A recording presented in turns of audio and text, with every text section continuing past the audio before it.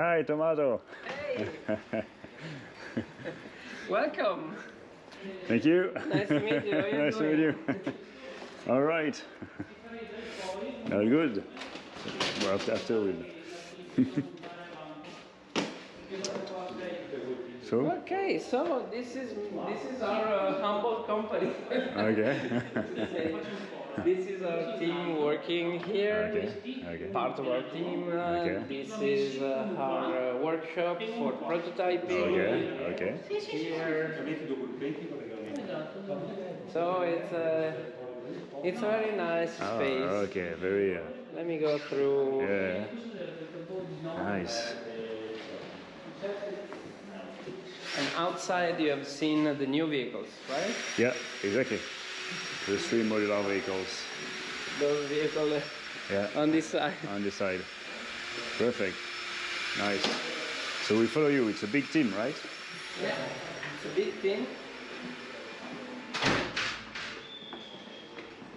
Okay. This is our engineering, electric and wiring and software. Okay.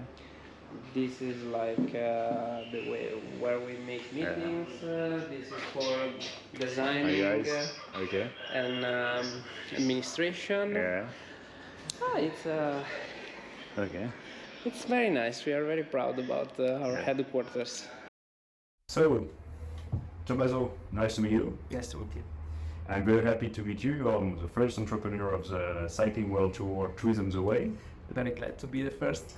You represent the transportation industry, and we dive directly. We'll do a couple of questions, in order to understand your personality, where you come from, why this idea, and we will go into why this organization, how do you design this organization, and what's your view about sustainability, about the transport in general. Perfect.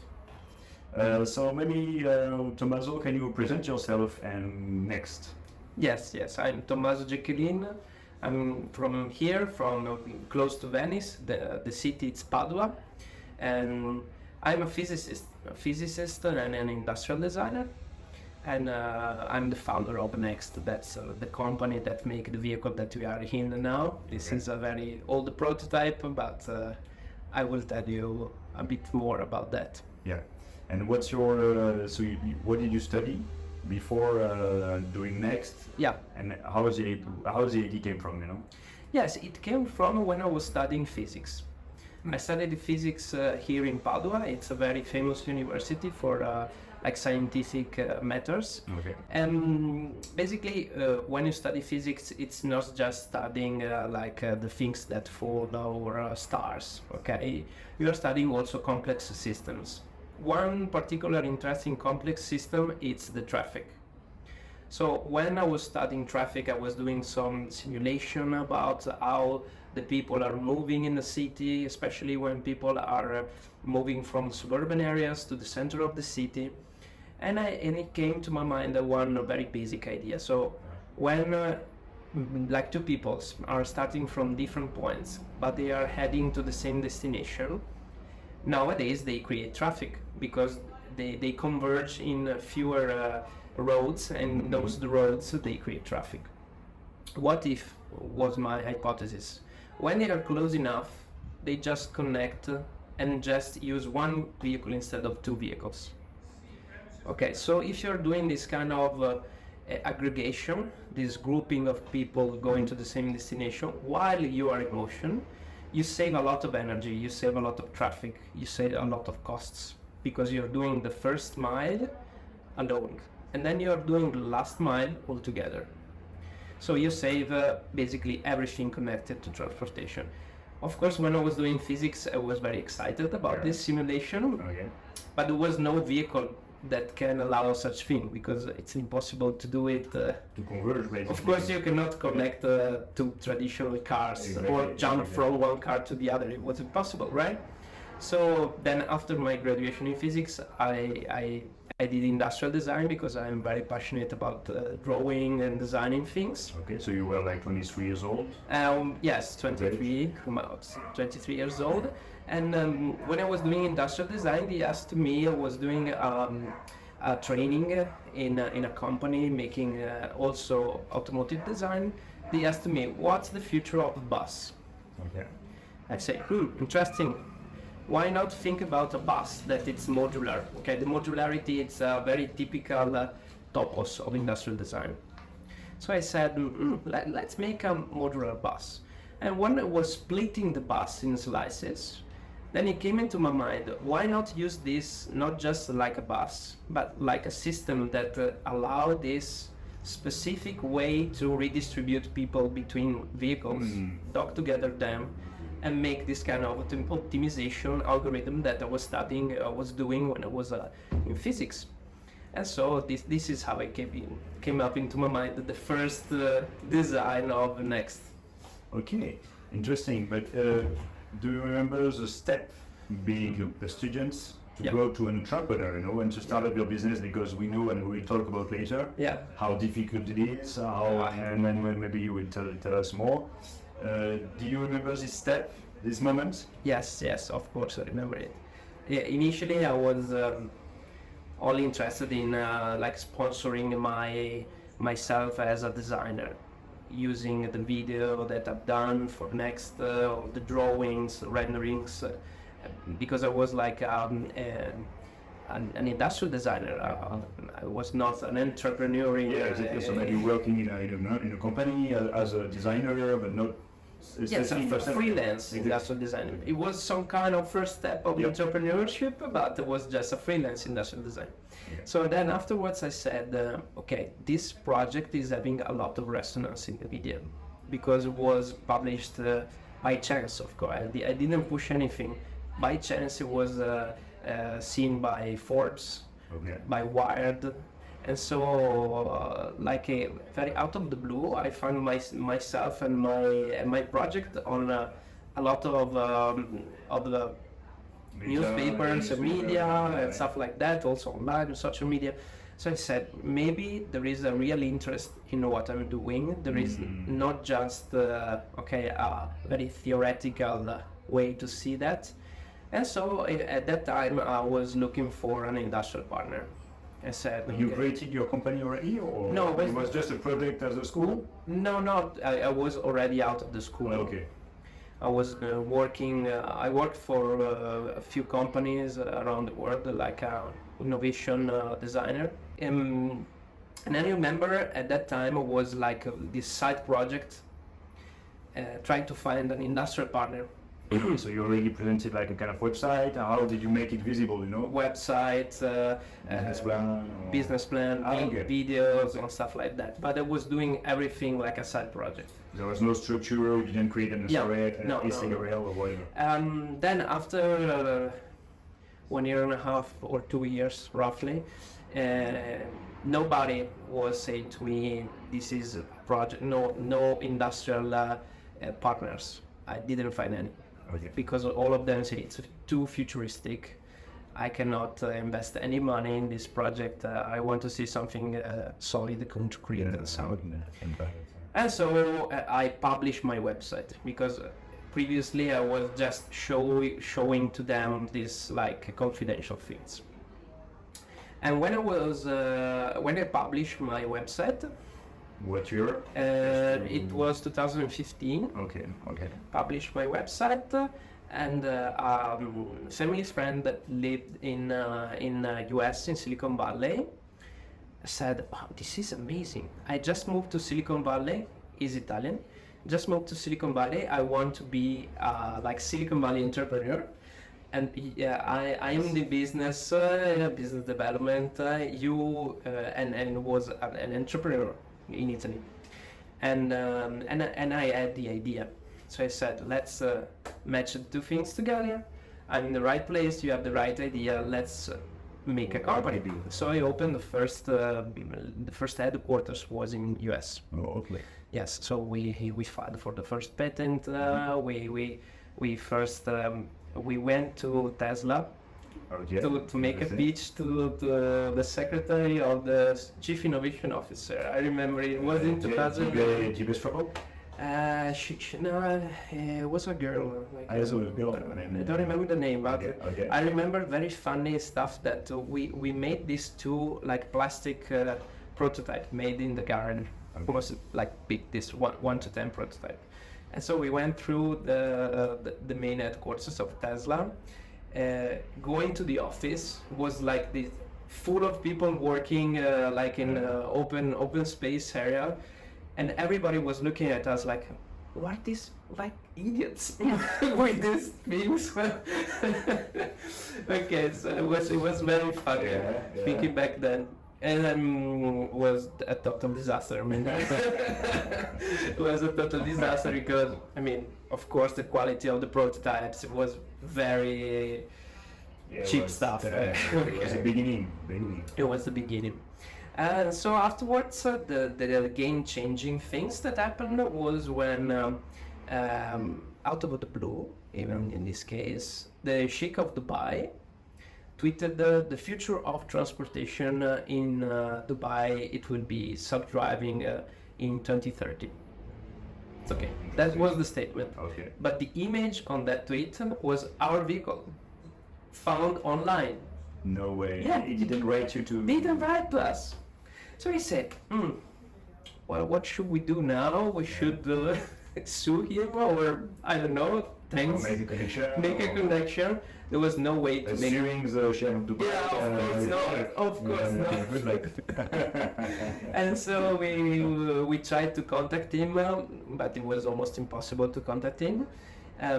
So we tried to, I don't know, try everything to connect with him. And there was a very interesting like startup contest. Startup contest was in Dubai? Dubai Future Accelerator for startups. And so we sent our pitch deck, our idea, and we were chosen, like only 3 out of 50 companies were chosen to be the transportation sector. Okay. One was NExT, and the other one, and another one was like a bus ride-hailing system, and the third one was Hyperloop 1. So we were like shoulder by shoulder with Hyperloop 1 table. All right. It's such an amazing thing. Yeah. Only 2 people or 3, I don't know how many 3 people. 3 people only compared to Hyperloop with Yeah. employees. Yeah. And yes, and we went there to Dubai. We showcased our 1 to 10 scale prototype. The real working 1 to 10 scale prototypes in that case were much better than the first prototype. And 2 mock-ups, real scale mock-ups. Okay. And the Sheikh, when he saw these mock-ups, he said, "Wow, this is amazing! I want them to be built in real scale." And so we basically filed the contract for the first 2 prototypes, and that was 2017. Okay. In 1 year, we basically totally from scratch, we built 2 working prototypes. Here in Italy? Here in this place, in Padoue, we built 2 fully working prototypes. For the Dubai market? For the Dubai market, capable of docking and undocking. That was completely new. I mean, like 1 month before going to Dubai, there was no docking system. It was never tested in the real world, so everything could happen. Adventure. Yeah. Then finally we shipped those vehicles to Dubai, and we participate was like a beginning of 2018 to the World Government Summit in Dubai, and we presented the 2 vehicles, docking and undocking, in front of the Sheikh, the Ministry of Transportation, and all the GOTA, all the of Dubai and the Emirates. So it was amazing. It works perfectly, and it worked kind of perfectly. In the day, like the week before, we have a few things to fix. We worked day and night because in the shipping some parts broke, so we had to find new solution with the things that we have there. But in the end, it worked fine. It worked fine. So and at that time we had like a strategy to implement NExT vehicles in Dubai. Of course, the technology of self-driving, it's coming very, very slowly compared to what we thought at that time. But I mean, the modularity of the thing, it's the main, the core technology and uniqueness that we have. Okay. So that was 2018? 2018, yeah. Okay, and so you created the company? We created a company in 2017 when we had the contract signed by Dubai. All right, so so that was the beginning of NExT. Yeah. NExT, what means? I mean, NExT, it came from the fact that NExT means close to. So the idea that the vehicles can go one close to the other, very close to the other, and the pronunciation is very similar to nest. And you see, this is like a very cozy atmosphere, because we are actually inside one pod, exactly. inside one unit. Exactly. Yes. Okay, cool. So talking about NExT, after we will come back to you and your personality as an entrepreneur, I would like to understand what is the reason being of NExT nowadays. It was the same at the beginning, or did you change it? And after we will go to what is the vision, what is the reason being. After what is the ecosystem? We'll dive quickly into how did you manage to make more and to have money to work on your project, to the fundraising and everything, maybe to help to other entrepreneurs, And so just let's start by the beginning. What is the reason being of NExT, the vision of NExT nowadays? Yes, of course, NExT, you see, it's a vehicle that wants to really make transportation sustainable. Not only making it electric, because we know that an electric bus, it's very expensive in terms of consumption. Most of the time you're just moving empty steel, and create an ecosystem of vehicles that can interact together to improve most of the metrics that you have in transportation. So of course, save energy, but also save time to the people that are inside, save costs to the people. So we aim to have a transportation that it's like a taxi. So for example, in Middle East, it's like a taxi that brings you from the point that you are at that moment, at that time, to the very destination. So not like a bus that you need to move and all the troubles we know about. Like a taxi. But at the same time, be cheap as a bus, and be at the same time sustainable as a bus at peak hours. So have the same sustainability of a mass transportation system, but in the same time have the convenience of a taxi system. Okay, so and the statement of NExT was the same when you created to now, or did it change? It was the same, the statement, of course. The technology that we thought at that time to be the enabler was the same, so the modularity. Of course, we had in mind that the self-driving technology is supposed to be ready much in advance than compared to now. That things, let's say, postpone some of the most advanced scenarios. Nonetheless, you see the same benefit with the modularity with the driver. Because if you compare the same thing with the same technology, so you compare traditional bus with traditional, so human-driven bus to human-driven NExT, or human-driven taxi to human-driven NExT taxi pods, you have the same metrics. Of course, if you have like self-driving taxi and on the other side human-driving NExT, there is no balance. But if you compare that with the same enabling technology, it's the same benefit, of course. There is a driver, or it will be without any driver in the future? In the future, it will be without driver. Without driver. Yes, okay. We have some partners for the self-driving technology, of course, but if there is no legal framework available at the time, even if the technology is not really there at 100%, but even if there is no regulation in place at the moment, at least in Europe. And what is the ecosystem of NExT right now? Is it local? Is it international, global, or is it you are working with the Italian community here in Padoue. How do you Yes. find that?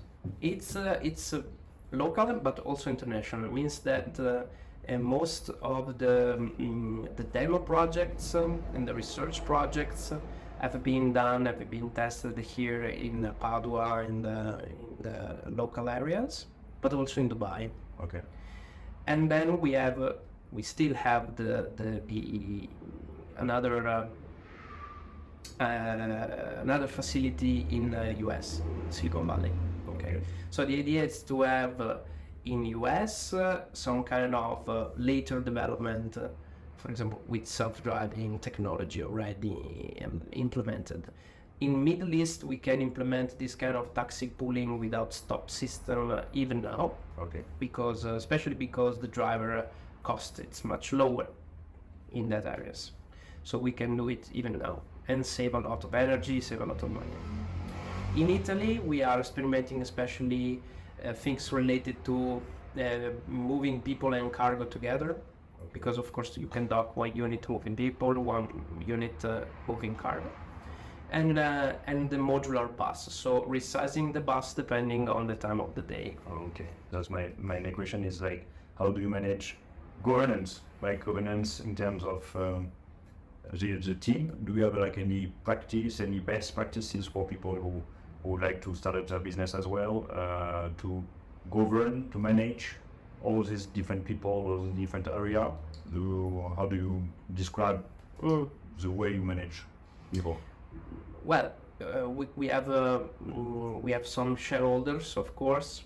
A subset of those shareholders are like the founders, and let's say the main way to manage the people in the team, it's taking the decision are made by this subset of people, and some of them are in Italy, like me, and some of them resides in Dubai, even if they are Italian too.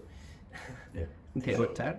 All the shareholders are Italian? It's 100% Italian NExT right now? They are Italian, even if a couple of companies are, one is in Dubai, one is in US, Okay. but the main shareholders of those companies are from Italy. Yes.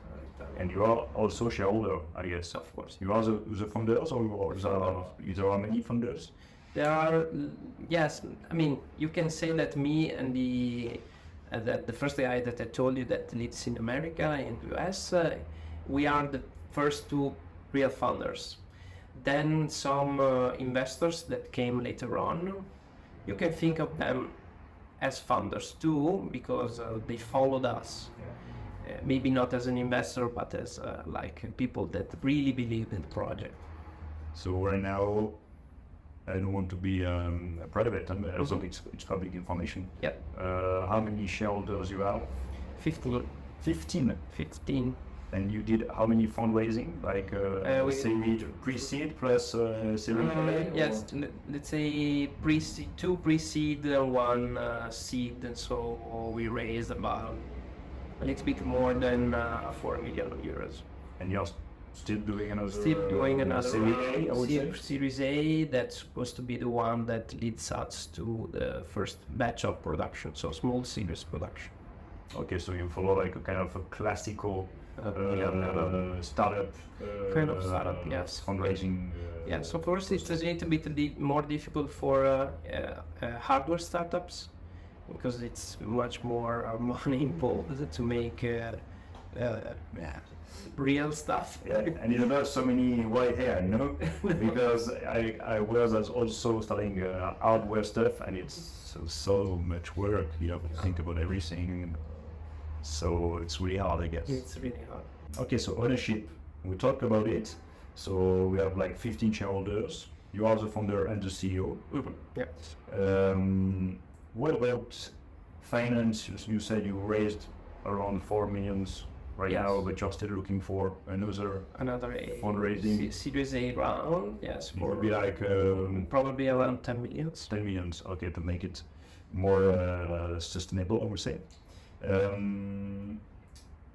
Can you describe along the way, along all these processes of ownerships and finance, if you manage to keep your original intention when you were a student and you wanted to create next?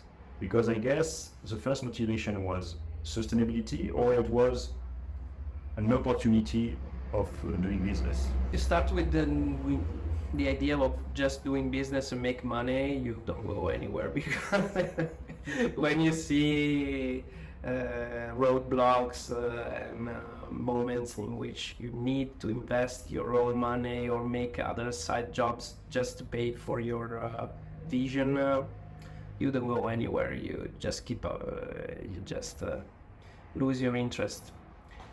So yes, it's always like that. I love the project, the passion in the project. It's of course in the long term of the sustainability, and but in the short term, I really love to make things, to let them work, and to see how you shape, you design, and then you see those things working in the real life, and even riding on the vehicle. It's real emotion. That's your engine, your motor to move forward. Yeah. And get your motivation every day. The day by day. It's like that. You see things that realize in front of you, all your eyes. And going through this process, do you think that you kept your original intention, or you lost, I would say, because you have to follow what the shareholders want, you lost your intention? Not really. Not really, yeah? Not really. Okay, so that's pretty smooth, because sometimes, one guy wants to change the world at the beginning, and at the end he follows just the shareholders, you know what I mean? So sometimes the idea changes along the way. Yes. No, I see that. No, at the moment there is not this problem, because it's a very flexible system, this vehicle. So even if you are not using this vehicle for a specific purpose, you can make them do something else.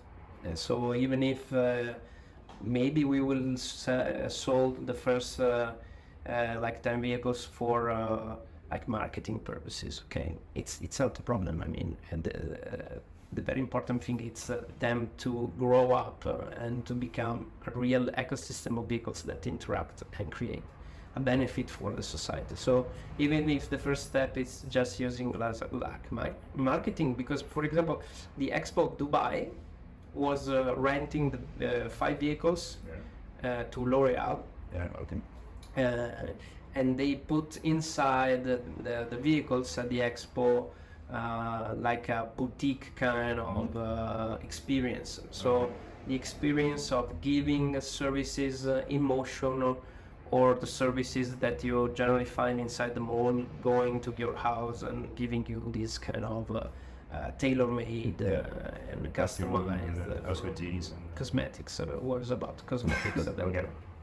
So, I mean, I'm not against this kind of things, that even if they are in the marketing side, the final purpose is of course to have them change the transportation as we know it. Okay. So right now, the market is like what? City mainly of your products. It's city. It's communities. Most of the market up to this day, it was this kind of marketing things, because you see the shape. You can like it or not, but it's a shape that of course you notice. Yeah. You notice it. You say, oh, it's completely different to any other vehicle that I've seen. And so for marketing purpose, we make some money. Not say a lot of money, but some money with the marketing, and also with demonstration, with pilot projects to see how it works. If the metrics that the KPIs that we're supposed to have are correct, so we make some money like that. Then let's say after these pilot projects, most of the interest will be from fleet managers, either public or private fleet managers. So you think about, I don't know, Uber or taxi providers in Dubai, RTA, or Flixbus, or public transportation companies, city public transportation companies. So these are the kind of clients that we're focusing on. Okay. Of course, we will try to start from the private sector, to like a much easier way to B2B. B2B, yeah, and then go to the market of the public entities that. Okay, so right now you don't, I mean, Next doesn't live by selling vehicles, it live about those things. We lived by selling vehicles up to the end, the first the second round, so the seed round. So now let's talk more about your life as an entrepreneur, maybe. What would you say is your hardest parts in your journey that you managed to overcome? You know, but can you describe this story? Maybe to know if there are some. You mean day by day? Not day by day, but like the hardest, difficult situation you had. The most difficult situation you had, sorry, and you managed to overcome, you know? Well, for example, for the expo, was one of the worst situation because we decided to build the powertrain here in Italy and build the cabin in Dubai. So building the powertrain was fairly easy. I mean, we did it here, we shipped the powertrain there. The problem was that managing, we didn't have anyone there. So managing the production of the cabin there seems to be very easy. But when I actually went there to see what was the work, the quality was extremely poor, something unbelievable. So I understood that you need to follow very closely the suppliers. And so when I went there, it was very hard.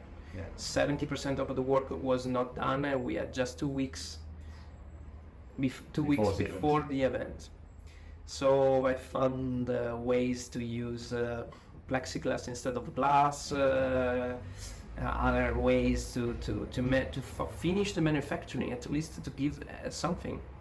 But the client was not very, let's say, happy about the result. So I had to manage this kind of thing. Yes, it was very difficult because everybody was blaming us, even if the supplier was the problem. Of course, we were managing the supplier, so the problem was about us.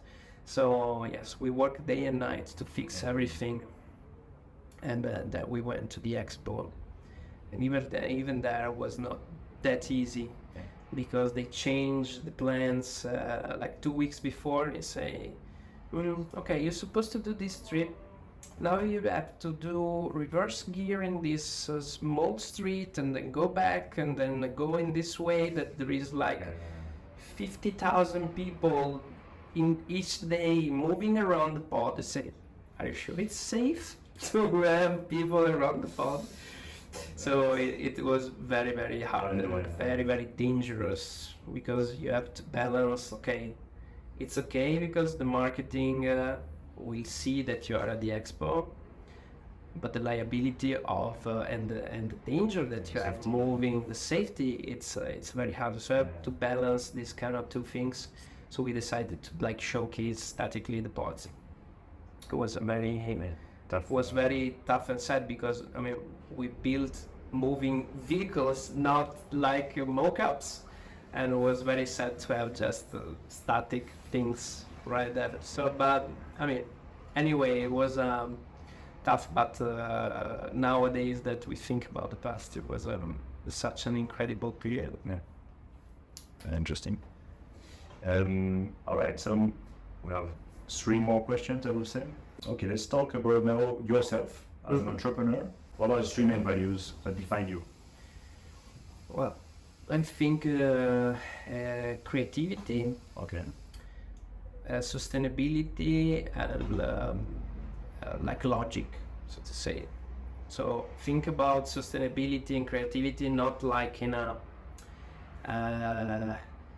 fuzzy way, but very very sharp. So start with a very broad kind of reasoning, but then like narrow it to the real objective that you have. Talking about sustainability, that's perfect transition. Yeah. After we go on your advice, what's your point of view about the situation actually right now about the world in terms of sustainability, but also your vision about transportation right now. Let's start from the transportation. It's easier. Okay, no, about transportation, I think we are having a lot of greenwashing. Having electric vehicles, it's a good thing compared to internal combustion engine vehicles, of course, but it's not enough at all.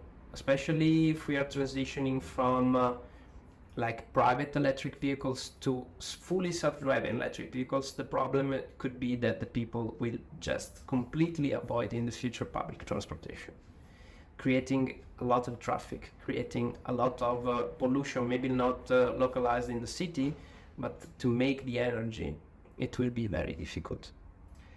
This is in terms of transportation. So what we want to do, it's exactly try to fix that kind of problem. So having something that it's convenient like a private transportation, but it's efficient and sustainable like a public transportation.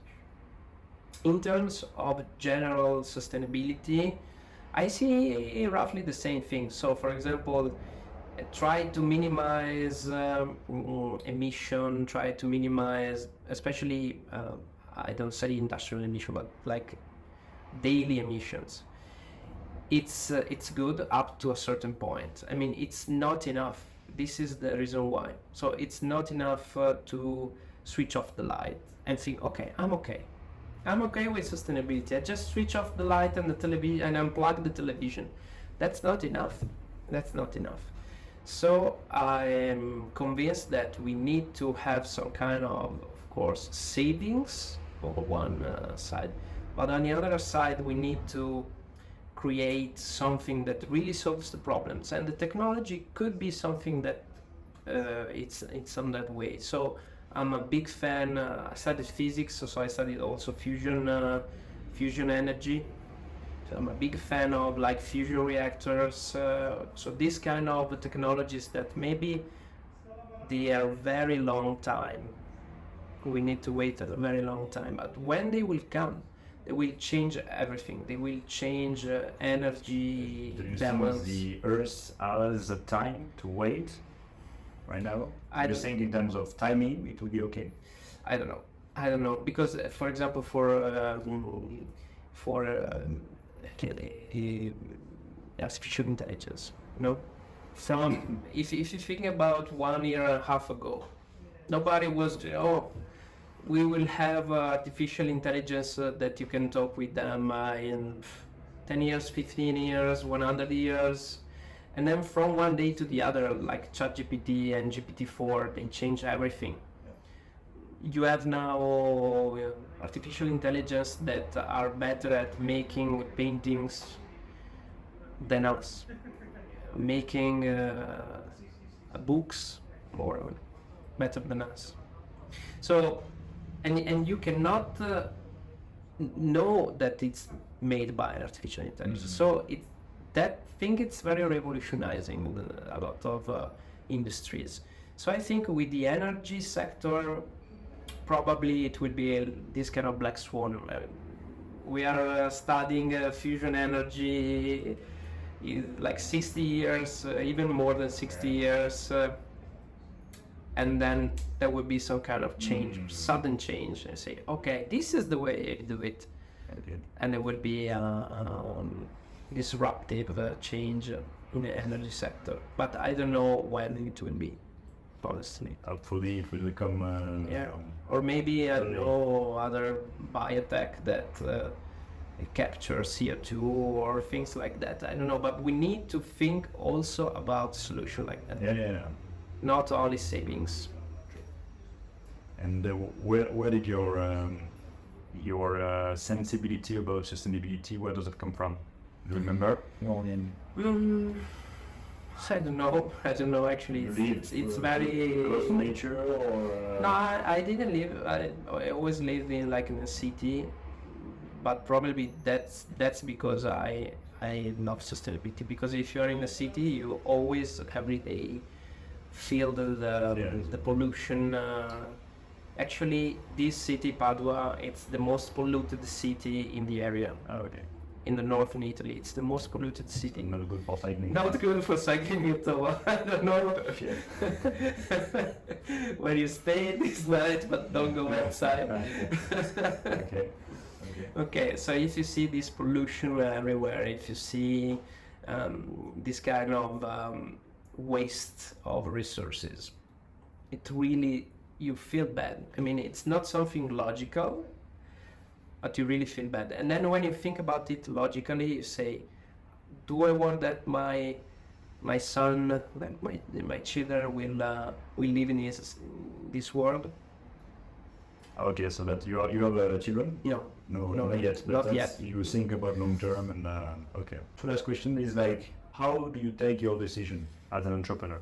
Do you listen to your guts, or more like rationally or logical? No, I need to be very rational.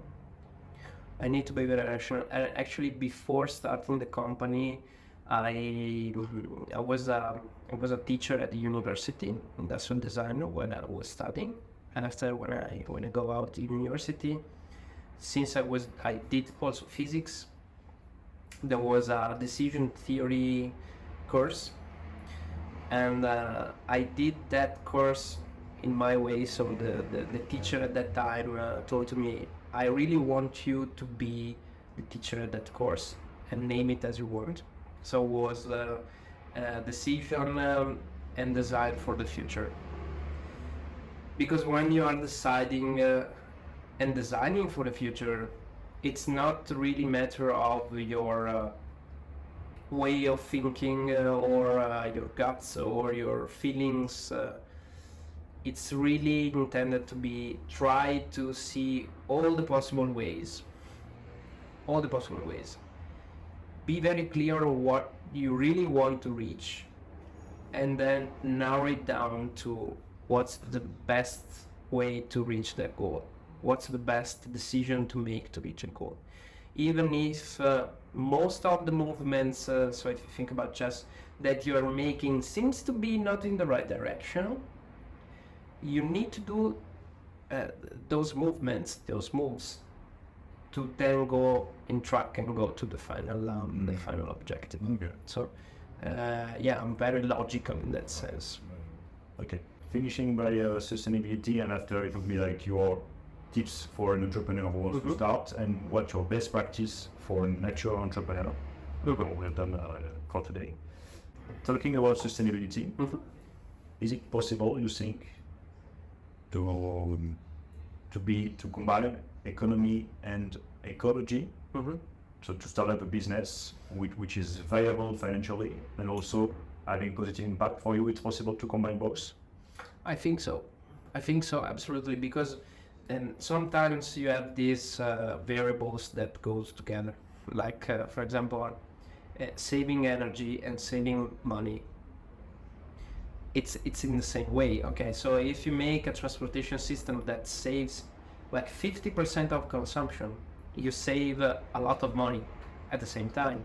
So you make a benefit for the economy, you make also a benefit for the people and for the sustainability. And being regenerative, so going above, beyond just natural, creating positive impact for the environment. Do you think that's possible for business? That's also possible. I think, for example, if you're capturing CO2 or stuff like that, you are making a positive benefit, not just savings. Okay. Tomasso, to finish, what will be your tips for a new entrepreneur who wants to start? Well, something that I learned on myself is to try to know as much as possible about the sector that you want to trigger. So not start, maybe some entrepreneurs or startuppers, they have this idea, say, I had this incredible idea, I want to do this, and then they start a lot of effort, and then after a couple of years they say, but this idea was already sold by this solution, or he already had this idea. So why multiplying the effort to the same idea? Either you collaborate with somebody that already had the idea, or try to be very sure that your idea is unique, studying what you have around. So, and I think it's probably the reason why I made physics before making industrial design. So knowing the reality before trying to change it, kind of. Interesting. And that's part, what will be your best practice for someone who's already as a company or managing a company? Best practice as you already implement with NExT, you want to share, it could be anything, managing people, managing finance, fundraising, just the best practice that you want to share. Well, I think it's try to be very democratic with your company. Try to treat them well, not like just people that are helping you to reach your goal, but try to be the one that motivates them to reach the same goal altogether. Okay. Tomasso, thank you very much. Thank you. And thank you for your time and thank you for your participation. Thank you very much. Bye-bye. Bye.